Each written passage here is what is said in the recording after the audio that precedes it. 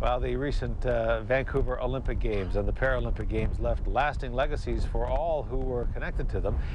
Sadly, for a volunteer from the Comox Valley, that legacy is a stack of medical bills and years of recovery that lie ahead. The man was injured during the setup for an Olympic event, and he is now facing surgery and physiotherapy as a result. As A News reporter Gord Kurbis shows us tonight, there is a lot still ahead for this volunteer.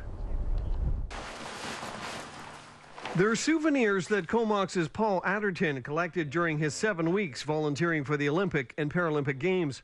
A jacket signed by competitors and accreditations bring back good memories from his experience. But then there's his injury. I had a damaged shoulder. There was a few tears, rotated cuff tears, as well as part of the bone that goes in the socket has got a large groove in it.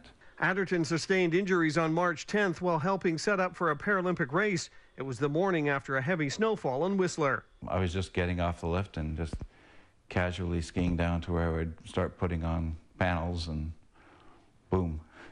That boom resulted in Adderton being left flat out and unable to move his left arm. He was alone and on the snow for several minutes before he could call for help. The actual medical system out there was amazing.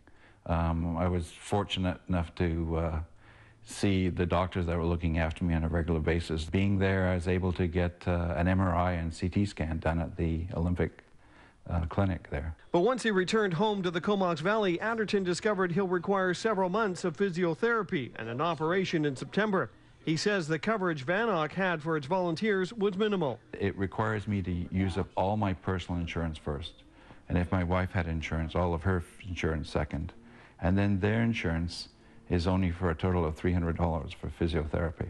He still has a portion of broken bone floating around in his shoulder, and he fears he'll need a second operation next March. He's also forced to using only government-funded medical facilities. They don't permit you to do anything private. If I go private, I could have it all fixed up within a couple of months. Inspired by the Paralympic athletes, many of whom he had come across during his volunteering up at Mount Washington, Adderton decided to continue to help out at the Games. He also came across others who were injured while helping out as well. I'm sure there are other people in my situation that have been injured that the fix is not readily happening, and there should be some contacts still left around for people to deal with things like this. But Adderton hasn't completely been forgotten by VANOC. Yesterday I got an email from the Olympics saying, we've just released our new book.